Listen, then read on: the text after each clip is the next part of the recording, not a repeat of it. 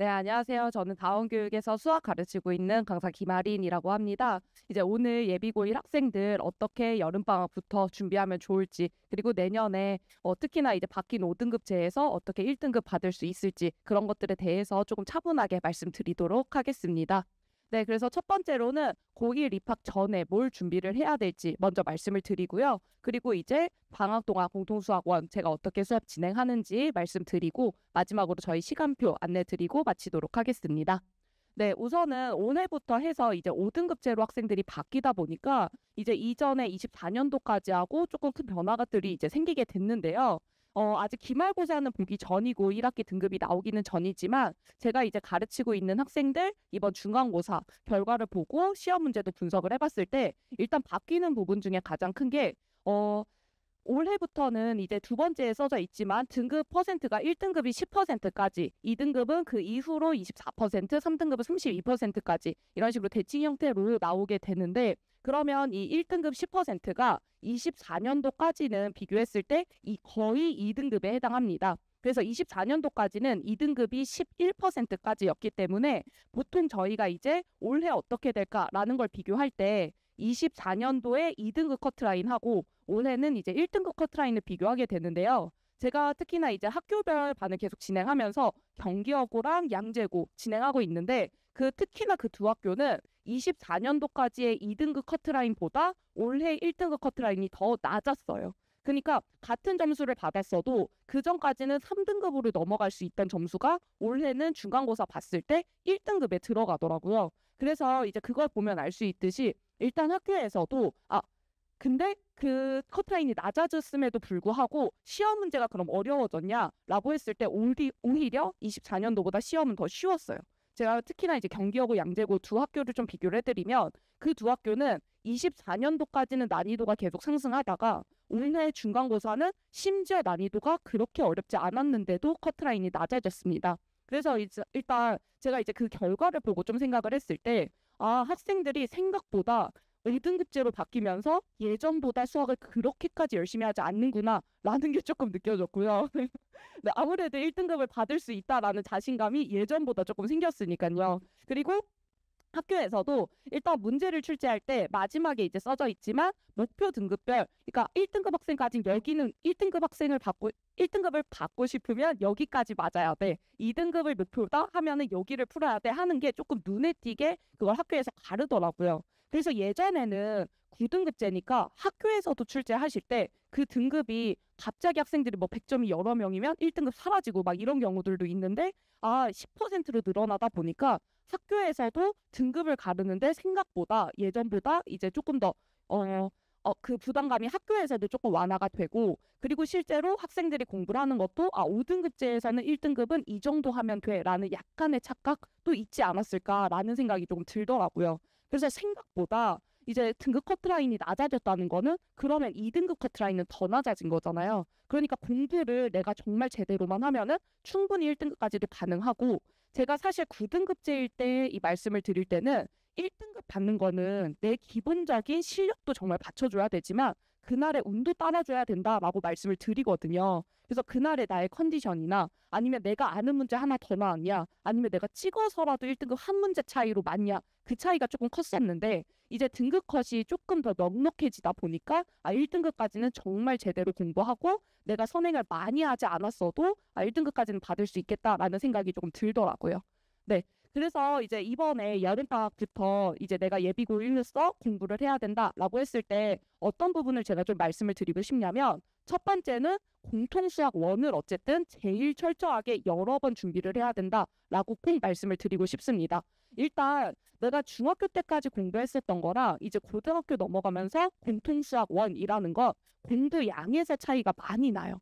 그러니까 중학교 때 3년 동안 배웠었던 게 고등학교에는 예를 들면 3학년 1학기 한 단원이 3학년 1학기 한 학기에 공부를 했었던 게 이제 고등학교에서는 한 단원, 두 단원 정도에 이제 해당을 하니까 공부하는 양도 굉장히 많아지고 알아야 될 것도 진짜로 많습니다. 그래서 학생들이 처음 선행하면서는 뭔가를 계속 배우고는 있는데 그게 무슨 의미를 가지고 전체의 앨된 흐름을 가지는지 잡는 걸 굉장히 힘들어 하더라고요. 그래서 제가 공통수학 1을 처음 배운다라고 했을 때는 전체적인 단원이 어떻게 흐름이 이어지는지 그런 것들을 매 시간 우리가 전체 단원 중에 여기를 하고 있어. 그리고 뒤에는 이거랑 이어지는 거야. 라는 좀 초점을 맞춰서 하고요.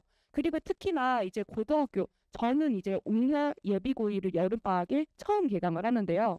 저는 원래 이제 학교별을 계속 하다 보니까 경기여고 왕제고는 3월부터 학생들을 만나게 되고 그리고 겨울방학 때는 이제 단기 특강으로 이제 공통수학 1, 2 정도를 이제 진행을 했었는데 학생들이 실제로 이제 3월부터 해서 시험을 보게 되면 제가 뭐 미적분까지 예전 교육 과정으로 미적분까지 설명을 했어요. 미적분도 한 2번 봤어요. 이렇게 얘기를 하지만 실제로 시험을 봤을 때는 뭐 한 3등급, 2등급 이렇게 나와버리니까 내가 여태까지 이만큼 선행을 했는데 사실 그 선행에 의미가 없다. 그리고 학부모님들하고 전화 통화를 해봐도 우리 애가 여기까지는 했었는데 지금 당장 등급이 나와야죠. 제가 지금 그 선행은 별로 의미가 없는 것 같아요. 라는 걸 1학년 끝날 때쯤 그렇게 말씀을 하시더라고요.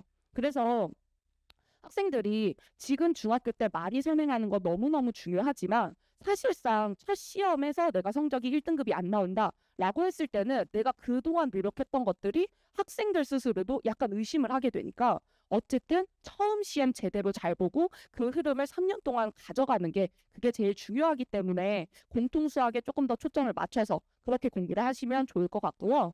그래서 입학 전까지 최소 3회도까지는 그래도 반복을 해야 내가 시험 봤을 때 실전 연습을 할 수 있겠다라는 생각을 가지고 있어서 방학 지금부터 해서 충분히 3회도까지가 가능하기 때문에 공통수학 1은 내가 정말 여러 번 공부해야 되겠다라는 생각을 조금 하시면 좋을 것 같습니다. 그래서 제가 이제 앞서 말씀드렸지만 원래는 저도 이제 그 겨울방학 이제 고등학생 되는 겨울방학 때 처음 공통수학 1, 2 특강을 진행을 하다가 이제 학원에 말씀을 드렸어요. 제가 그거 한 번 해서는 애들이 제대로 시험을 볼 수 없을 것 같다. 사실 제가 더 일찍 애들을 만나서 여러 번 조금 가르치고 싶다라고 해서 이번 여름방학 때부터 이제 2회까지 최소 3번 볼 수 있게 그렇게 해서 조금 커리큘럼을 구성을 해놨고요.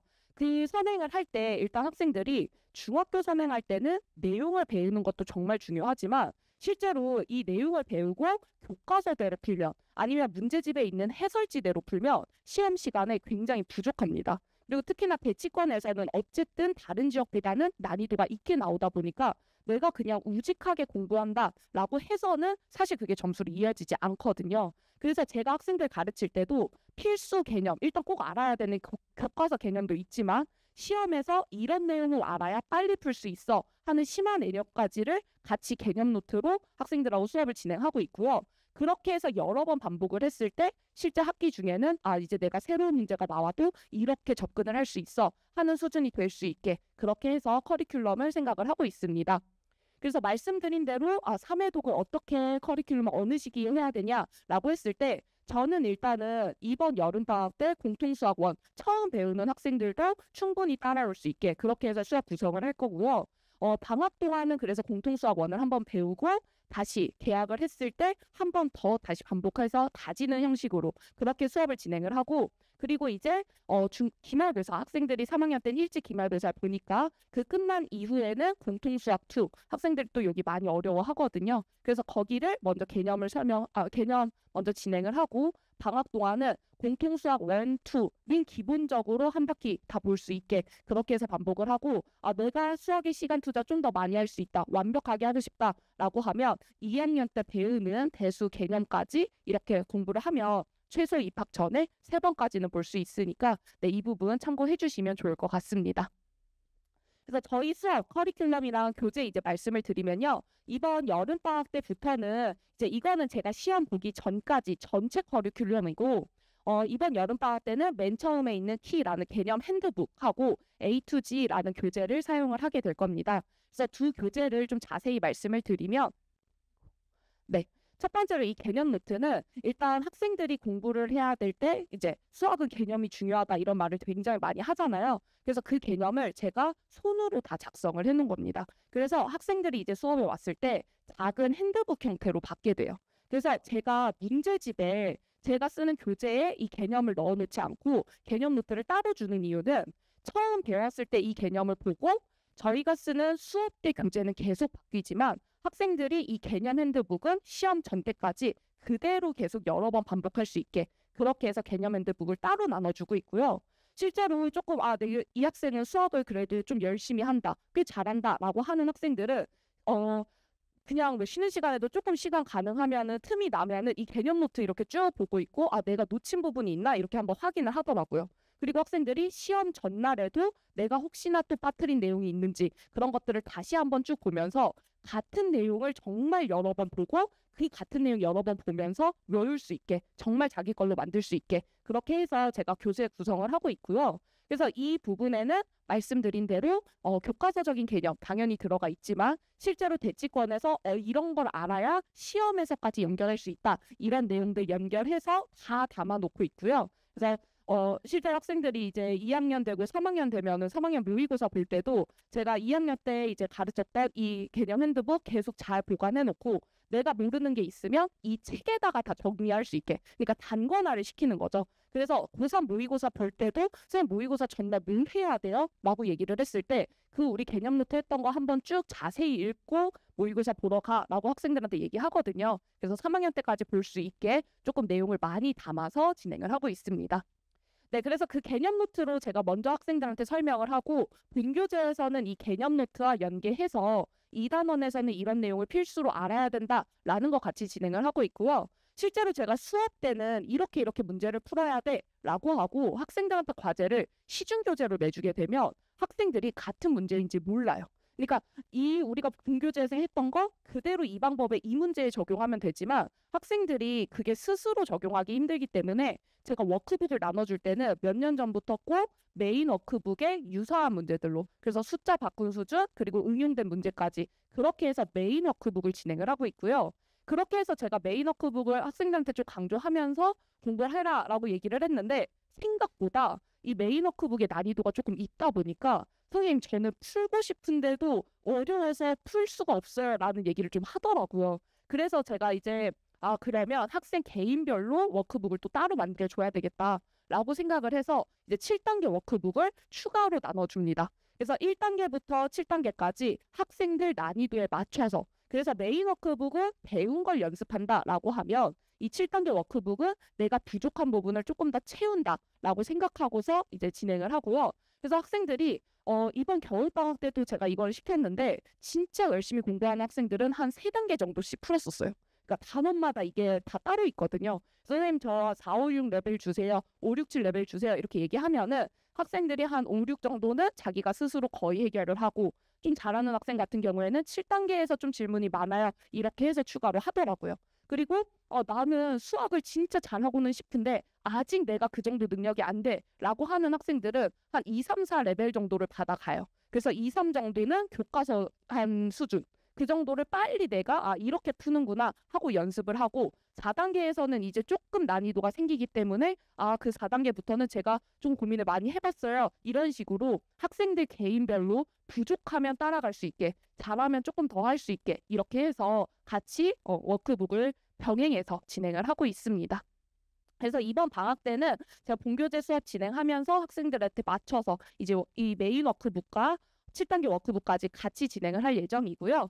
마지막으로 저희 수업 이제 말씀을 드리면 제가 이제 수업 개강하고 나서 첫 수업 끝나고 나면 어머님들과 학부모님들과 학생들한테 문자로 링크를 하나 전송을 해드립니다. 그래서 그 사이트에 들어가 보시면 학생들이 오늘 수업 어떻게 진행을 했는지, 숙제는 몇 % 정도 수행을 했는지, 시험은 어떻게 봤는지 이런 것들을 좀 한눈에 보실 수 있게 그래서 매번 업데이트를 하고 있고요. 저희 수업은 이제 이번 여름방학 7월 9일 수요일에 스카이반으로 개강을 해서 앞서 말씀드린 대로 입학 전까지 최소 3번 이상은 돌릴 수 있게 그렇게 해서 진행을 할 예정이고요. 그리고 나면은 아마 3월부터는 보통 요즘에는 이제 5등급제로 바뀌다 보니까 학교별번도 많이 가기 때문에 조금 더 자기 학교에 맞는 그런 시험을 실전으로 연습할 수 있게 그 부분까지 제가 충분히 계속 여러 번 반복하면서 수업 진행하도록 하겠습니다. 감사합니다.